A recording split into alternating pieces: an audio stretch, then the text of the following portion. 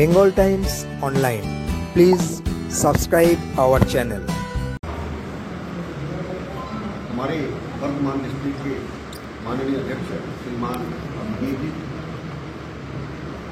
बहुत ही लोकप्रिय सांसद सरदार सुरेंद्र सिंह जी आलूवाली, जो लगातार 35 वर्ष से सांसद के सदस्य हैं, श्रीमान लक्ष्मण जी हमारे MLA, श्रीमान देवातम भट्टाचार्य जी जो इस सारा क्लस्टर के इंचार्ज हैं, श्रीमान कृष्ण घोष जी, यहाँ पर उपस्थित सभी कार्यकर्ताओं का सलाम। महाजनसंपर्क अभियान के दौरान भारतीय जनता पार्टी ने 2024 को टारगेट मान करके पूरे देश में इस प्रकार का संपर्क अभियान चलाया है। आपकी जानकारी के लिए हम ये दावे के साथ कहते हैं कि मोदी जी की सरकार के 9 साल, वो माइक तो ले लीजिए, वहाँ पर माइक के बनाम वो माइक रखा हुआ ले लीजिए।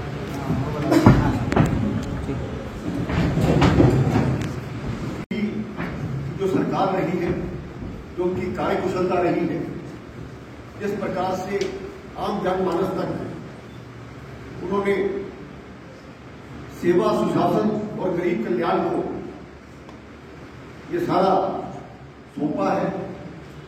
भारतीय जनता पार्टी पंडित दीनदयाल उपाध्याय जी की आर्थिक नीति पर चलती है। हमारा ये कहना है कि कतार में खड़ा आखिरी व्यक्ति जो हमारी सरकारी स्कीम्स हैं उसका लाभ अंतिम व्यक्ति तक पहुंचे, और ये हमने करके दिखाया है। ये कष्ट का समय हो या आम समय हो, उसमें सभी समाज के वर्गों को, सभी समाज धर्मों को हमने साथ दिया है। पहले भी सरकारें चलती थी, किसी जाति विशेष को इस प्रकार के लाभ दिए जाते थे, लेकिन मेरे प्रधानमंत्री जो भी बात करते हैं, देश की 140 करोड़ जनता को साथ में लेकर के बात करते हैं। जब हमने जनधन योजना शुरू की थी तो हमारा विपक्ष हमारा मजाक उड़ाता था, तो ये कहता था कि बिना पैसे के अगर अकाउंट खोले जाते हैं तो उसका क्या फायदा, ये लोगों को दिखाने के लिए। लेकिन मित्रों, ये ट्रांसपेरेंसी जो प्रशासन में, एडमिनिस्ट्रेशन में आई है, उसको हम भली भांति समझ सकते हैं। राजीव गांधी कहा करते थे कि ऊपर से 1 रुपया चलता है और नीचे 15 पैसे पहुंचते हैं। कांग्रेस ने 70 साल में यही किया है। लेकिन हम दावे के साथ कह सकते हैं, अगर हमने किसानों के लिए काम किया, किसान सम्मान निधि उनके अकाउंट में एक बटन दबा करके लाखों करोड़ों किसानों के अकाउंट में आती है, तो बीच में कोई बिचौलिया नहीं रहता है। अगर ये कोरोना काल के दौरान हमने किसी को सहायता राशि दी है, वो डायरेक्ट लोगों के खाते में पहुंची, और चाहे कांग्रेस का तो ये हिसाब रहा कि जो विधवा पेंशन होती थी, बुढ़ापा पेंशन होती, उसमें से बिचौलिए पैसे खा जाते थे। लेकिन आज उन माताओं को, विधवा बहनों को उनके खाते में सब कुछ पहुंचा, यह बड़ी बात जानते हैं। किसी एक क्षेत्र में नहीं, हर क्षेत्र में भारतीय जनता पार्टी की सरकार ने लोगों के लिए काम किया है। हमारे आम जनमानस का जिस प्रकार से जीवन स्तर ऊंचा हो, उसके लिए हमने पूर्ण प्रयास किया है। चाहे वो रक्षा का क्षेत्र हो, चाहे विदेश मामलों का क्षेत्र हो, हर जगह हमने ख्याति पाई। अभी हाल ही में आपने देखा कि G20 हमारे कश्मीर में हुआ। हमारी पुरानी सरकारें उनको किसी भी विदेशी को वहां लेकर के नहीं जाती थी, क्योंकि दिल में पाप था, दिल में कुछ गलत था। लेकिन आज वहां पर हमने शांति व्यवस्था स्थापित करने के बाद दुनिया को बुलावा दिया है कि आप आइए और देखिए कि कश्मीर में किस प्रकार से प्रगतियां बदली। आज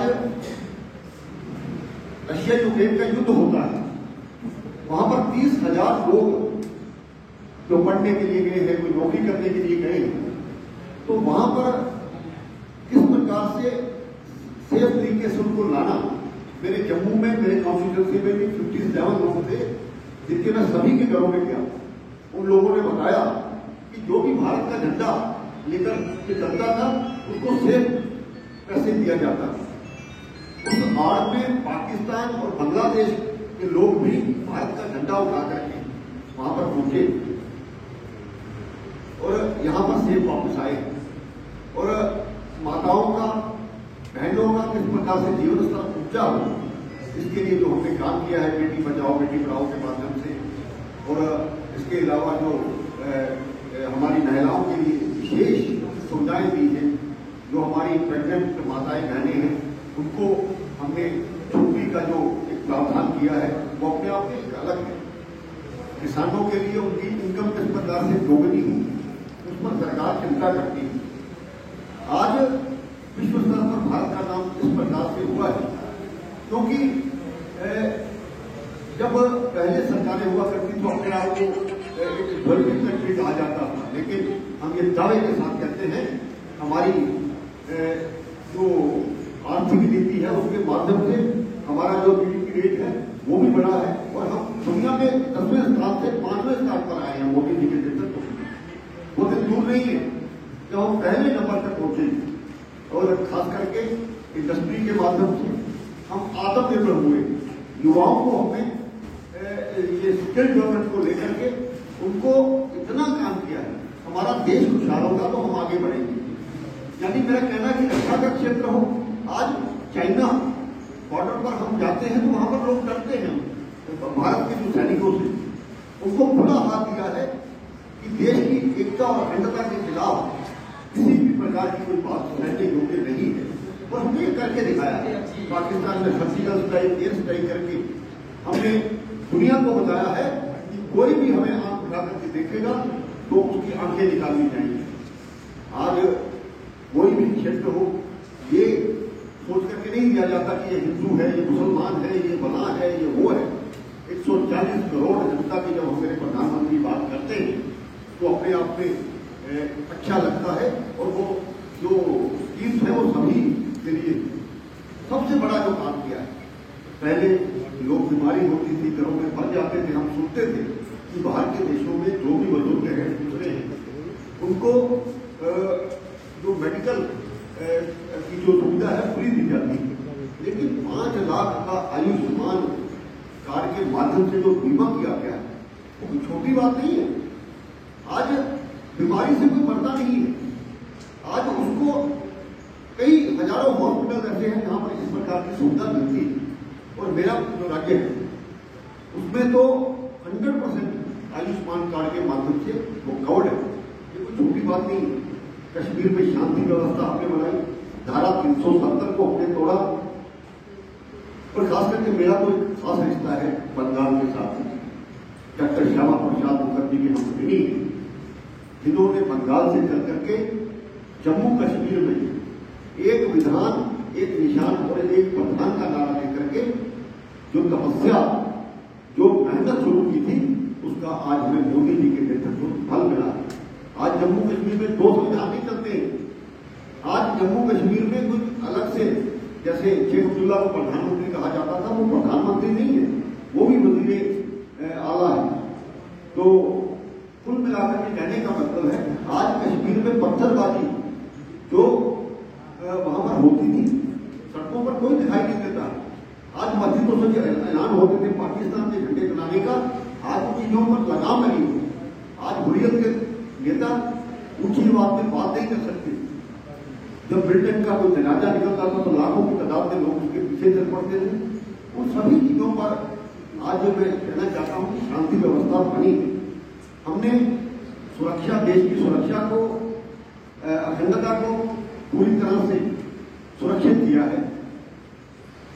हमने चाहे वो औद्योगिक क्षेत्र हो, चाहे आर्थिक क्षेत्र हो, चाहे विदेश नीति हो, उन सभी मामलों में हम आगे बढ़े। आत्मनिर्भर भारत की जब बात करते हैं हमारे प्रधानमंत्री, और लाखों की तादाद में युवाओं को मुद्रा लोन देकर के हमने यहां पर नौजवानों को जॉब सीकर न बन करके जॉब प्रोवाइडर बनाया। यह हम अच्छी तरह से समझते हैं और आज एक मनोबल बढ़ा। इस प्रकार से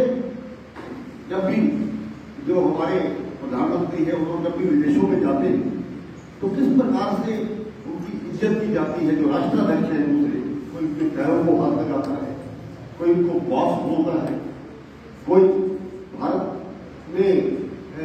के नेतृत्व में ये उम्मीद की किरण देखता है कि कब भारत पूरे विश्व का नेतृत्व करेगा।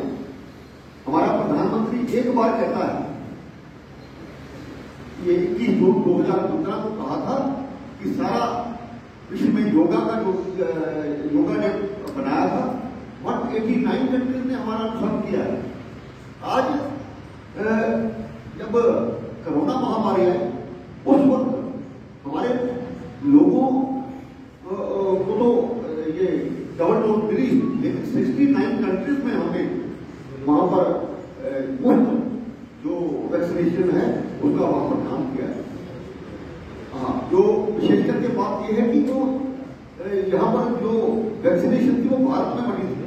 उसके पहले हम यहाँ पर किट्स नहीं बनती थी, लेकिन लगातार ये जो हमने सीखा है, लोगों ने कहा है कि आपदा में अवसर जब देश साथ में खड़ा होता है तो हमने साल 1.5 साल में इस प्रकार से कोरोना महामारी को यहाँ से भगाया, क्योंकि हमारे जो विपक्षी है हमारा मजाक उड़ाते थे, थाली बजाने की बात करते थे। लेकिन आज जो लोगों का मनोबल ऊंचा हुआ है वो अपने आप में एक अद्वितीय है। मैं आपको बताना चाहता हूँ, 4 साल पहले हमारे जम्मू कश्मीर के लोग सोचते थे कि हम कहीं जाकर के चंडीगढ़ में मकान बनाएंगे, पंजाब में जाकर के मकान बनाएंगे, इस प्रकार के हालात थे। लेकिन धारा 370 तोड़ करके हमने पूरे विश्व को संदेश दिया है।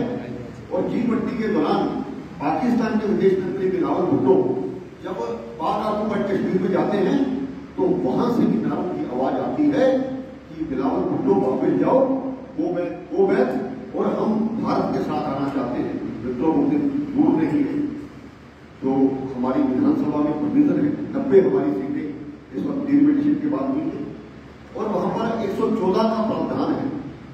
24 जो सीटें पाकिस्तान ऑक्युपाइड कश्मीर में है वो भी हम जम्मू कश्मीर की असेंबली में आने वाले वक्त में बिठाने वाले हैं। आज राम मंदिर का निर्माण हुआ है। आज हमारी शिक्षा नीति चेंज हुई है। जो गुलामी की शिक्षा हमें दी जाती थी उस चीज को हमने समाप्त किया है। आज हमारी सड़कों के जो नाम थे उन हमलावरों के नाम में थे जिन्होंने हमारे देश में हमला किया था, जिन्होंने हमारे मंदिर तोड़े थे। आज उन सभी को यहां से समाप्त कर दिया जाएगा।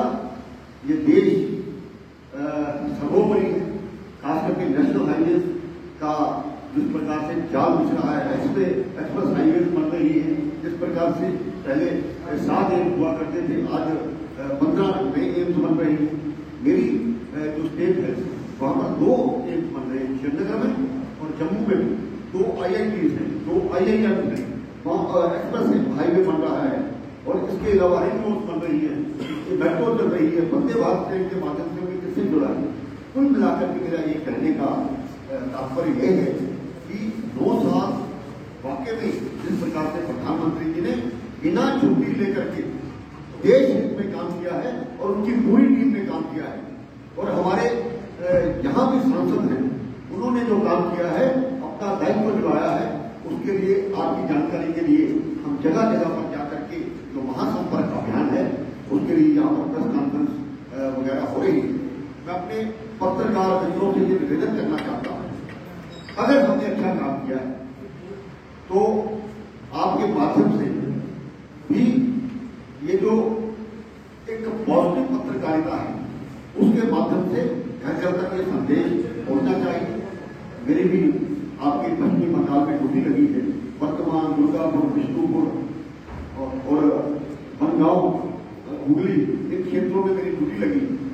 और हमारा ये अगला जो टारगेट है, अगली बार 400 बार इस प्रकार की हम सोचते हैं और बंगाल में 45 में से 35 सीटें लेकर के लोकसभा की हम जीतेंगे, ये हमारा लक्ष्य है। उस लक्ष्य के लिए हमारा कार्यकर्ता घर घर काम कर रहा है और आने वाले समय में इस ममता सरकार को जो उखाड़ फेंकेंगे ये आपको बताना चाहता हूँ, क्योंकि इस प्रकार की जो सरकारें हैं जो नेगेटिविटी पर चलती हैं, जो भेदभाव करती हैं जाति धर्म को लेकर के, वो ज्यादा दिन हिंदुस्तान में चलने वाला नहीं खास करके मैं ये भी कहना चाहता हूँ कि जिस प्रकार से इस सरकार ने बांग्लादेशियों को विदेशियों को बढ़ाने का जो काम शुरू किया है, जो हमारे कानून है सीए या दूसरे सिविलियन अमेंडमेंट है, जो इस प्रकार के जो कानून है उनको भी यहाँ पर लागू किया जाएगा और वही यहाँ पर रहेगा कि जो देश का बाशिंदा है और देश में रहने वाला है। तो मैं आप सब बंधुओं का धन्यवाद करना चाहता हूँ कि आपके माध्यम से भी जो हमारा महाजनसंपर्क अभियान है, जिसके लिए 31 मई से लेकर के 30 जून तक लगातार हम काम कर रहे हैं, तो इसमें हम विकास की रखें, क्योंकि हम दावे के साथ आते हैं। कल मैं यहाँ पर गया था लैंड पोर्ट पर, जो बांग्लादेश और भारत के बीच का लैंड पोर्ट है, सबसे बड़ा लैंड पोर्ट है। वहाँ पर आयात निर्यात होता है। 450 करोड़ की लागत से वहाँ पर उस लैंड पोर्ट का काम शुरू हुआ है।